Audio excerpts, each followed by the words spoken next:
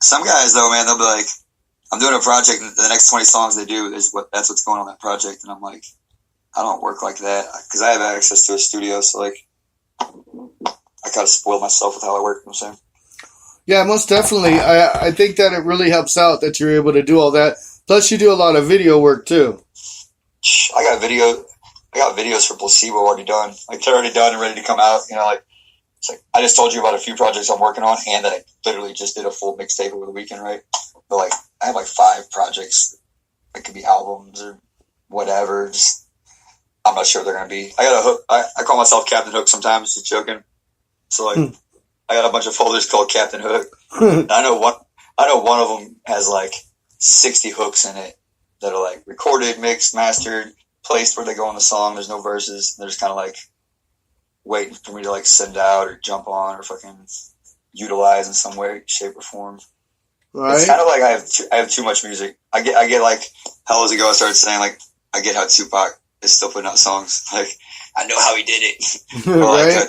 Triple X just put out an album, even though he's passed away. You know, people put out music. You know, some more music from him. Like it's because these motherfuckers grind in the studio, man. Like people live up in the studio sometimes. I'm one of them people. You know what I'm saying? Right. Like, And Tupac himself also said, like, you know, the year before he died, he was like, you know, I know my time's coming, so I want to live forever. And the way to live forever is through my music. So he just fucking worked and worked and worked and worked on his music. At least that's my understanding. for sure.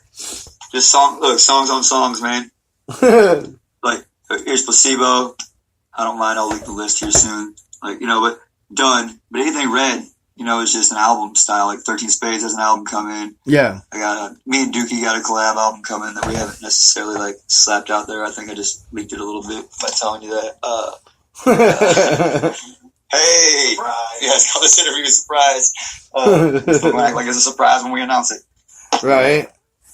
I got a collab album with him. I got a collab album with 3 collab albums coming out. Actually, I didn't even plug yet. So see what I'm saying? I'm always working, man. Like, so you got a album coming? Yeah, one a album, like another mixtape of 3, and then 3 collab albums. And I'm not really rapping much right now. I got like a lot on my plate. I'm trying to tell you, I'm like an anomaly, bro. Fuck. I got some artists I'm gonna introduce you guys here to soon. No, right? I can't whisper on that, but I've been like on draft season behind the scenes. Like I've been posting about like it's draft season. I bet you didn't know. So I'm scouting. Right. You know? Building for some other shit that I haven't announced. So some gems. Yeah, some gems. Wow. Hey. Yeah, man. Music mode don't ever stop. Like I said, it's a non-stop grind. Like, you know, it's kind of what keeps Planet going, but not just like me making music. I just happen to be the owner of the company, and I do music. You know what I'm saying? So here soon, the shift might be not so much Travis Spade, but a couple other artists that I'm about to put on, and some other bigger things that are coming that we talked about earlier. So my time's super smashed right now, anyway. From like just so I do with Peace of Mind, and like Planet, and some stuff me and Duke got going on, man. It's just like. Are you going to take a break and tour soon? I got some tour things going on that I can't announce yet, though. they might be not. One of them's not till 2020. So, but it's super cool, and I'm gonna need a passport. So, I was gonna say, you can spoil it a little bit. Yeah, I'll spoil a little bit of it. I'll tell you that you're not gonna be able to catch it unless you want to get a plane ticket and a passport. But and I'm looking at something maybe this summer. That's just not sure. Shows are always happening. Like I took a year off from doing shows, and within a week of me saying I was going to do them, I ended up on like, I got like 8 podcasts and like hosting 3 shows and 5 live performances where I'm actually performing and shit. So like it piled up super fast. So like, damn, how'd you do that? I'm like, I told you, man. Like I wasn't not doing shows because I couldn't get them. I just like couldn't do shows because I had too much shit to do. You know what I'm saying? Like you got to prioritize. I did shows forever, man. Being on stage, in stage and in the booth is my favorite place to be in the world. And see, I don't know how you do it, bro, because like I do my job, come home, I gotta have time with the old lady, I got this show, helping Duke with his show, plus 2 other shows I'm fucking producing and doing all the production on it. Fucking. I'm a mad scientist, man. Yeah, I see that. Look, new mixtape, Mad Scientist. I need managers for my managers. Right. No, I'm lucky though. I got a good crew.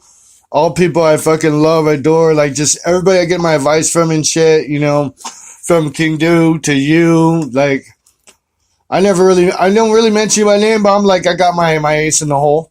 Right. It's an ace of spades. For sure. I kind of like that out, but you know, whatever. You know, I'll give up a little bit too. Shit. For sure. You know, I always tell every artist and stuff, and I tell them, like, don't ever get offended by this. Like, most of the time when I come up on an artist, I'm like, okay, I'll listen to their, like, a couple songs, and I put their music away. I just set it offside. I don't even listen to it. I get to kind of see what they're about, what they're doing and shit, you know. Oh, for sure. I'm going to pick your brain. And then I'll go back to it, because if I get into music from the fan perspective, because that's where I started off as a fan, I buy into that shit, you know what I mean? And then when the artist tend to let you down and shit or do something fucked off and you're just like, oh, you just fucking... Can we touch on this topic? You want to touch on this for a minute? We can touch on anything but fucking Duke's dick. Damn, man, hold on, me and my hand sanitizer, my bad, dude. His dick... I didn't know it was against the rules. My dick touches everybody. His dick's so big it invaded this fucking interview. That was his ego. Oh, it's his ego? He gets him confused, too. See, he has a hard time separating. I believe it. They're one being. All right, so we're talking about, like, connecting with artists, right? And then listen to an artist, liking their music, relating to it, basically, and then meeting them, and they're not what you thought it was going to be because of the music and shit, right? Right. Okay. I've had this. Let me get my camera back because I don't know why I keep going away. It's like, dude, you're not talking to this guy. All right, but I am. So here we go. Stop me now, Uncle Sam. It's aliens, man. Probably. It's Mark Zuckerberg or something, dude. We're not even on Mark Zuckerberg's thing. He's like, oh yeah, you work outside of Facebook? Now I got buddies, bro. Right. Connections. Going to Googly, huh? Oh, he's googly eyed right now. Listen, man, a lot of people I've seen post about these. So, like, I just summed it up basically what it is, but it could be different variations of it. But short term for the combo purposes is listening to music, relating to it, or fucking with it, whether it's because it's something you feel or the message is something that relates to you, or because I do like truth music, like my protest type music. I would hope that if I heard somebody rapping about that type of stuff, that when I go meet them, they're gonna be about it. But then I'm also on this idea, man. So like, oh god, you're getting serious with this. I like did that all the time, right? You went, yes. Oh, wavy by drip. I'm gonna start. We didn't even drop that vocab on them yet. I seen it in the post though. Oh yeah, I make hints. Ooh, shit, I look scary like this. I look like I'm telling a story around a campfire. In a long time ago, in the middle of fucking nowhere, two stoners sat and talked to another stoner via phone for all the world to hear. No, anyway. So, people, I think, because I've had this happen to me. So I've personally, meaning like I've had this happen to me towards an artist.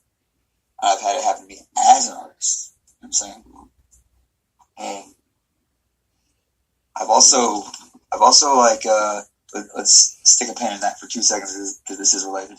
I think we judge artists too much and we expect too much. Kind of like we were talking about earlier with the Eminem stuff. Like, oh, once you've heard greatness, it's all you expect from, you know what I'm saying? Like, everything else is just, and, like you set a world record. Like, yeah, that was cool. It's whack though. So like, I'm on the kick right now that like art is art.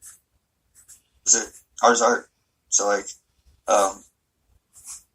judging an artist off their song is like judging an actor off their movie, right? Or like, but some things are about art and skill. Yeah, art and skill. Some, but like we don't get to write the rules. There's no rules to music. So art is art, and music has no rules. That's how I feel about it, right? So when they get on the topic of like any of these things, it's like all these are related. Like the paying homage to the people who paved the way for us, or where the roots come from of each genre, or is no different than the people who like, you know, we think of an artist one way, we meet them like, oh, they're not even like that. Right. It's like, you know, like I've seen like Future in an interview talk about like, I don't even eat Percocet. I just say that in songs. People think it's cool and shit. Like, but like the Slim Jesus thing, everybody was like, he's in the interview like, I don't even shoot guns, bro. You know, I just put them in videos because they look cool, they're fake, they're props, whatever. And everybody's like trolling him and mad about it and shit. And I'm like, to me, man, it's like, yes, I like relatable music. Some of it is super dope to me because it's authentic. And it's that where that person comes from, and it's motivational, right? But like, Right.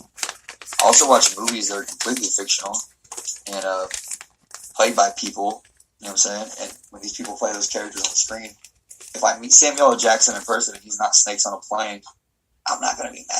He better say Like- motherfucker like 15 times in a sentence. Motherfucker. Oh, I hope he motherfuckers me, dude.